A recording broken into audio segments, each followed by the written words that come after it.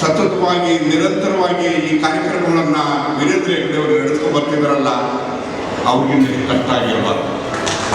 ಇದೆಲ್ಲ ಕಷ್ಟದ ಮಧ್ಯದಲ್ಲೂ ಕೂಡ ಇವತ್ತೊಂದು ಪ್ರತಿ ವರ್ಷವೂ ಕೂಡ ನಡೆಸ್ಕೊಂಡು ಬರ್ತಾ ಇದ್ದಾರೆ. ಈಗಾಗಲೇ ಈ ವರ್ಷಕ್ಕೆ 53 ವರ್ಷದಲ್ಲಿ 13,000 ಜನ ಮದುವೆಗಳನ್ನು ಮಾಡಿಸುವಂಥ ಕೆಲಸವನ್ನು ಮಾಡಿರ್ತಕ್ಕಂಥದ್ದು ಬಹುಶಃ ಇದು ಪ್ರಪಂಚದ ಇತಿಹಾಸದಲ್ಲಿ ಯಾವುದೇ ದಾಖಲೆಗಳನ್ನು ತೆಗೆದುಕೊಂಡ್ರೂ ಕೂಡ ಈ ದಾಖಲೆ ಅಂತೂ ಮುರಿಯೋದಕ್ಕೆ ಸಾಧ್ಯ ಇಲ್ಲ. ಆಮೇಲೆ ಸಿದ್ದರಾಮಯ್ಯ ಸರ್ಕಾರ ಬಂದ ಮೇಲೆ ನಾನು ವಿದ್ಯುತ್ ಶಕ್ತಿ ಮಂತ್ರಿ ಆದ್ಮೇಲೆ 6 ರಿಂದ 7 ಗಂಟೆಗೆ ಏರಿಸಿದೆ.